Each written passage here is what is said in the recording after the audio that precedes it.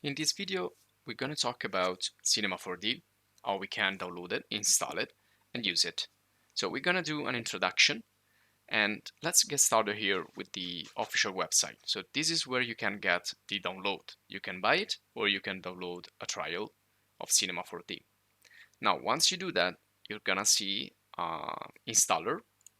So if you go here, you click on Download Maxon app, and well, you need to create an account as well. And when you do that, you're gonna download a launcher. And if you open up the launcher by just double clicking, it's going to install your version of Cinema 4D, whether it's a simple trial or commercial version. In this case, I'm using Cinema 4D R25 commercial. And here we can see the welcome screen, first of all. So here we can create a new file or open up an existing one, or create a file from a template.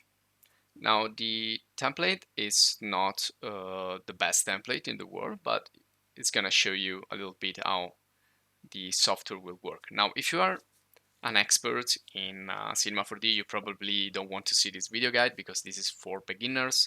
It's a really basic video guide, and where we're going to talk about standard and the initial things that we need to know here to start working with Cinema 4D. But later on, we're going to increase the level. We're going to talk also about more advanced things. Now, this is the template that we can use, and we can click here in this studio camera and change the scale and other stuff here. Now, this is showing us that actually Cinema 4D has a lot of features, also parametric design, and you can see here we have a camera, we have lights, we can create an entire scene, we can create 2D vector graphics, we can use with Illustrator or AutoCAD, we can create 3D models that we can use with other 3D software, or like for Unreal Engine or Unity, so with Game Engine, and so on. So it's a really complete package, and if you go here, you can create a new project directly. So we're gonna start with a simple project, a simple new project, an empty scene. And this is gonna also allow us to concentrate a little bit more on the interface. Now, the first and simplest thing that we can do is go to File, and here we find all the basic stuff. So you can open, you can create a new project, and you can save. Save also is really important. So I'm gonna save this one as a lesson 01, and this is gonna be in the C4D format, which is the format of a Cinema 4D. And you can also create a new scene from here or new projects by clicking, or you can close, and you can continue to close. Once you have closed all the scene, it's gonna auto-generate one for you, which is gonna be called Untitled 5. And again, we can go here and open the recent projects, and also we can start a new one and so on. So I'm gonna go back here to lesson 01. Okay. Now, the first thing we're gonna start with is the drop-down menus. Now, the drop-down menus are gonna show you which one are the new features. For example, when you see that yellow highlight, somewhere in there you will find some new feature or some new tool. So for example, here you can see we probably have some new feature in the sculpt, in the brushes, and so on. And also you will find a lot of shortcut keys, which could be really helpful and handy if you're not an expert. These are really, really interesting to start to understand how the software works. Now let's go to the next one, which would be the edit. And we can find here the preferences, or Control E. Now these are really important because they will let you customize or change or make some really important setting for your Cinema 4D. So it's like a manager panel. You can manage anything about the software here. And one thing that it could really be important for you is the language. So if you want to change the language, you click here. And for example, I have Italian and English. And in this case, I'm using English. But if I want to add more languages, I can click and go to Install Languages. So you need to wait just a couple of seconds and menu should appear. There you go. So you can install here, and you basically need to have an update that you can click. You need to wait for the package to be installed, and then you have to restart Cinema 4D. Also, you can change the highlight feature from here, so you can see which feature is new and which was in previous versions. Now I'm gonna close this panel, but we're definitely coming back here sooner or later. But I want to show you here all the drop-down menus. Why? Because this is showing you the actual workflow that you usually do when working in Cinema 4D or similar products, like for example 3ds Max or, well, any other 3D modeling tool basically. So first of all, you probably want to create something, and usually you can have the choice to create 2D vector graphics that you can see here. So again, like Illustrator or AutoCAD, or you can create 3D models or 3D solids or 3D surfaces. Now, for example, I'm going to create a 3D text just to start with something. And when I click here, it's going to appear in the middle of your scene, which is going to be your origin. So that's the x0, epsilon 0, z0. You can also see here that the z is on the floor, and this is different from other software, but it's similar to Adobe After Effects because Cinema 4D is excellent working with Adobe After Effects, and it has the same coordinate system basically. Now again, these are coordinates, and this is a coordinate system. Okay, let's go back to create. Now here we can also create all sorts of things like generator, deformers, fields, environment, objects, cameras, lights, material. So everything you need to create, you're gonna go here. And that's probably the things that you're gonna start with. And then you have different, let's say, tools and utilities like selection and um, transforming utilities. And again, you can modify and edit splines, mesh. You have possibility to work with also some programming language or parametric objects. So it's really complex. Now, one thing I want to point out is that the standard modeling here in Cinema 4D is polygonal modeling. So we work with polygons, faces, extrusions, and so on. But we can also work with curves and with something similar to the NURBS, similar to Rhino.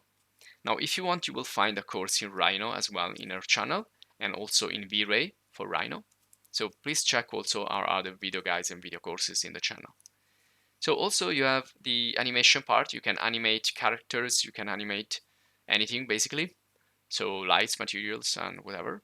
And then you have the final part, which is the rendering. Now, rendering is your is the way you're gonna present your project, your output basically. So you need to decide whether you want to create static images or renderings, or if you want to create animations or something interactive. Well, depends on what you need.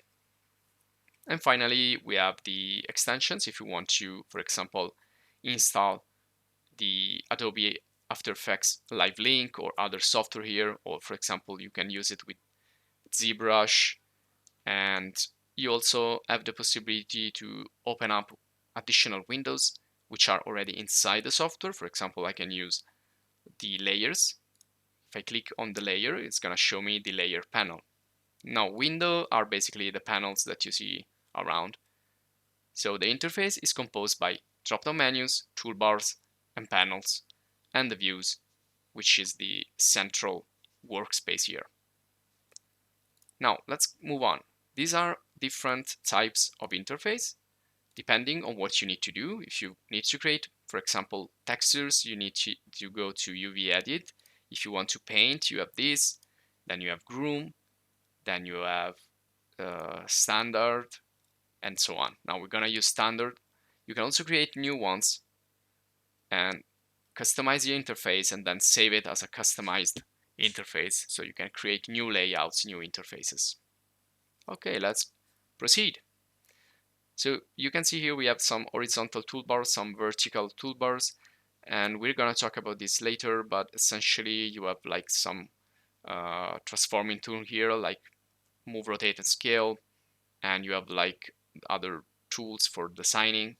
And here in the right side, you have like the text, so 2D, 3D stuff, and modifiers, and so on. Cameras. Well, essentially, most of the things you will find also here in the Create drop-down menu.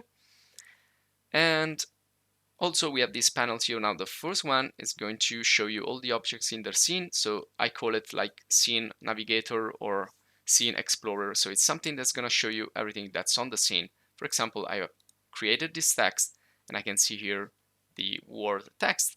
Now, I can also double click here and call this Cinema 4D, for example.